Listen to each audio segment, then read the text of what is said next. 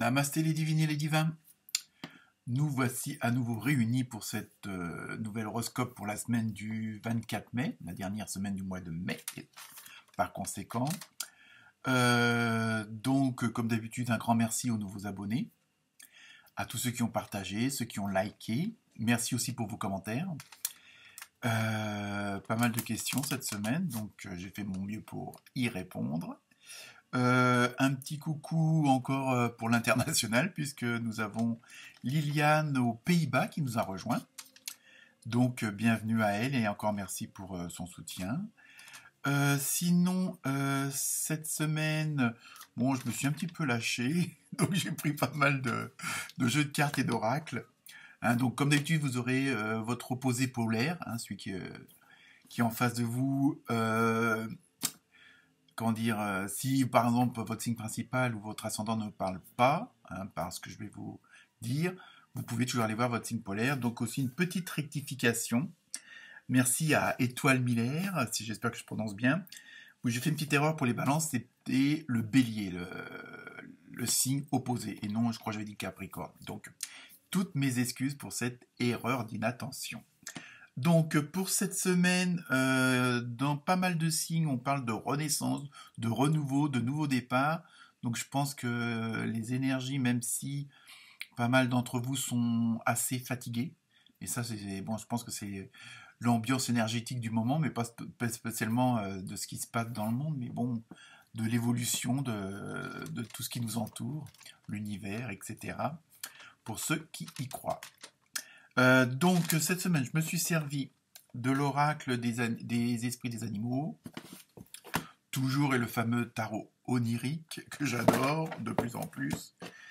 Un petit nouveau, donc ça c'est l'oracle, pardon, pas l'orange, l'oracle des anges et des cristaux, hein, qui est pas mal aussi. Et enfin, pour terminer, l'oracle des murmures de guérison. Ça donne une petite tendance aussi, et on voit bien que même si ces jeux de cartes sont vraiment différents, ils ont tous un petit rapport à chaque fois avec les uns entre les autres. Sinon, comme d'habitude, je vais vous mettre aussi votre numéro du jour, de la semaine du moins, hein, donc avec la symbolique. Pareil pour les animaux, un peu la symbolique. Donc on voit aussi que ça se rattache aussi au tirage de cartes, tout simplement. La semaine prochaine, c'est qu'il n'y aura pas d'horoscope hebdomadaire, mais je vous ferai l'horoscope, et pas le scoop, peut-être aussi un scoop, mais l'horoscope, j'ai rien bu à midi en plus, donc je vous ferai l'horoscope pour cet été, donc on va dire à peu près pour juin, juillet, août, un peu les tendances générales, hein, donc après je verrai en fonction au niveau boulot, amour, santé, enfin c'est comment que ça s'organise, donc je vous ferai un horoscope, pas petit, mais un horoscope tout simplement, pour cet été, donc pour les 3 mois à venir, donc signe par signe, évidemment. Donc voilà, donc je vous mets aussi à la fin de cette introduction un petit mantra, hein, comme ça aussi une nouveauté. Allez, j'innove, on verra bien, ça vous plaît ou pas. Dans ce cas-là, faut me le dire, gentiment évidemment. Donc un mantra, donc c'est une phrase qu'on répète quand on veut faire de la méditation, quand on marche en forêt, un peu pour calmer notre esprit, notre corps. C'est un moyen de se relaxer. Donc c'est une petite phrase qui est pas très longue, qu'on peut se répéter et qui peut faire du bien et puis empêche un petit peu, on va dire, l'ego, la petite voix là qui vient vous emmerder de temps en temps pour vous dire que vous n'avez pas fait ceci, vous n'avez pas fait cela. Donc, ça peut être aussi un petit moyen de se relaxer, tout simplement. Donc, et vous pouvez la répéter dans votre tête n'importe quand et n'importe où. Donc, voilà pour cette introduction. Donc, je vous laisse regarder vos vidéos et attends vos commentaires, vos likes, évidemment. Hein, même si ça ne rapporte rien, ça fait toujours plaisir. Hein, surtout qu'en plus, maintenant, on est de presque 300 abonnés. Vivement le 5000e. Et donc voilà, donc je vous souhaite une très bonne semaine en ce week-end de Pentecôte. Et puis je vous envoie plein de bonnes vibrations et plein de bonnes énergies.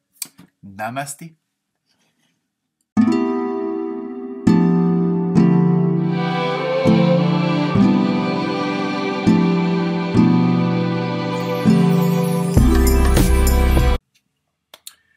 Namasté les cancers, namasté les capricornes, je rectifie et non les cancers.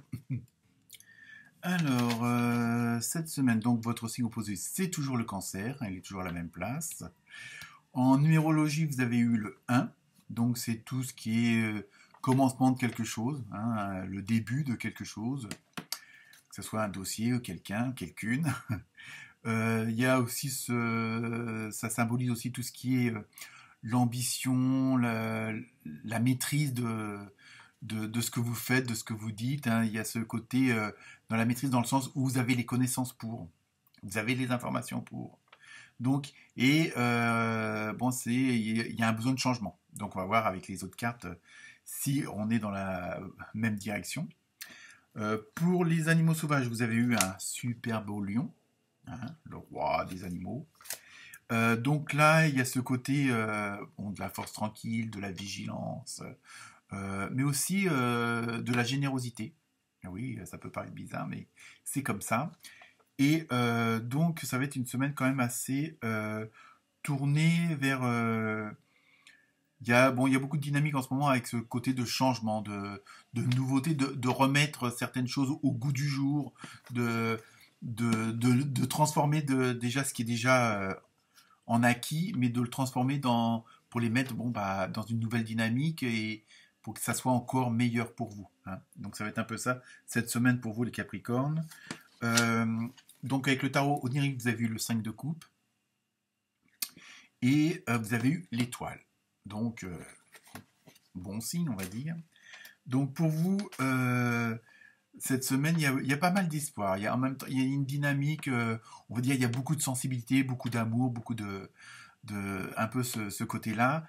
Et vous allez être dans une dynamique, mais très, très zen, très calme.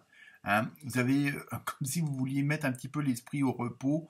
Peut-être que ces dernières semaines ou ces derniers mois, et bon, sans vouloir polémiquer, bon, il y a eu pas mal de choses pour perturber les esprits, comme on dit, et donc on a l'impression que vous voulez mettre un peu votre tête au repos, ou vous-même au repos, dans le sens où, un peu pour faire un tour sur la situation, pour voir où vous en êtes réellement, que ce soit pour votre travail intérieur de vous-même, hein, voir où vous en êtes, vous, dans votre vie. Hein, il y a ce côté-là, mais aussi un peu avec tout ce qui vous entoure. Où vous en êtes au niveau boulot, au niveau famille, au niveau argent, au niveau matériel, au niveau amical. Hein, et afin une sorte de voir la situation donc, d'un point de vue, une mise au point, pour voir éventuellement ce qui vous manque ou pas, ce que vous avez eu ou pas eu, et un peu pour que la situation soit bien claire et que c'est une sorte comme un petit temps d'arrêt pour voir où vous en êtes et pour pouvoir mieux repartir, pour pouvoir mettre en place l'étape suivante. Hein, c'est un petit peu cette dynamique-là cette semaine où on fait le point sur la situation pour être sûr que bon, on a bien fait tout ce qu'il fallait, qu'on pouvait passer à l'étape suivante et qu'il n'y ait pas un raté ou un oubli quelque part. Hein, donc ça peut être dans le boulot, je sais pas, bon même sur le plan familial, bon vous voulez déménager, je prends toujours l'exemple du déménagement, mais c'est le plus simple à comprendre, et que bon bah vous avez bien fait tous les papiers pour le transport, pour les changements d'adresse, pour les abonnements de ceci ou de cela, hein, c'est un peu ça, et en même temps, alors dans cette situation où bon, vous êtes un petit peu la mise au point, donc il y a peut-être des choses que vous allez voir qui ne vont pas vous plaire, ou qui n'ont pas été faites, ou qui ont été omises, ou faites dans le sens où c'est pas ce que vous attendiez. Donc il ne faut pas non plus dramatiser, exagérer la situation, hein, parce que bon, ça évidemment ça peut vous faire des petits blocages, des petits retards, hein, un petit caillou dans la chaussure, un petit détour, une petite déviation. Mais comme on dit, il n'y a pas de quoi fouetter un chat. Hein. Donc il faut que, même si vous voyez que, bon, en faisant le point, même s'il y a des trucs qui ne vous plaisent pas, il faut que vous basiez vos efforts et votre analyse et votre concentration d'information, si on peut appeler ça comme ça, positivement. Hein. C'est surtout ça. Parce que, bon, en plus, je pense que vous vous rendrez compte quand même que vous avez fait le nécessaire, que vous avez fait tous les efforts, que bon, c'est vraiment, je veux dire, même si tout se passe pas comme on veut, vous avez été, je veux dire, dans une dynamique où vous avez vraiment, vous avez passé des barrières et bon, vous pouvez que vous féliciter vous-même, quoi. Je veux dire, bon, si les autres ne le voient pas, c'est pas grave. Hein, l'essentiel, c'est que vous, ça vous plaise et que vous êtes sur la route que vous avez désiré d'être. Hein. Donc, mais en même temps, je pense que dans votre dynamique, vous le faites pour vous-même, mais vous le faites aussi pour les autres. Je veux dire, c'est pas de l'égoïsme ni quoi que ce soit. Mais bon, après aussi, bon, pour que vous soyez dans une bonne dynamique, il faut que vous soyez dans des bonnes conditions. Donc il faut aussi que vous pensiez à, entre guillemets, à vous satisfaire vous avant de pouvoir satisfaire les autres, parce que il faut être dans des conditions pour. Hein, c'est ça que je veux dire. Et donc en même temps, ça vous donne cette force. Donc et bon, pour être en bonne forme, en bonne santé, dans une bonne dynamique, il faut que vous soyez dans les dispositions qui vous conviennent et pas qui conviennent aux autres. Mais en même temps, vous gardez toujours en tête ce côté que vous agissez bien pour vous, mais en même temps pour les autres. Il y a vraiment cette cohésion avec ce qui vous entoure. Hein. Que ce soit les collègues, la famille, les amis, les voisins. Et en même temps, vous allez voir que votre travail va être florissant. Hein. Je veux dire, vous allez avoir des résultats. S'ils ne sont pas déjà là, ils vont pas tarder. Hein. Vous savez que vous êtes sur le bon chemin, hein, sur la bonne route.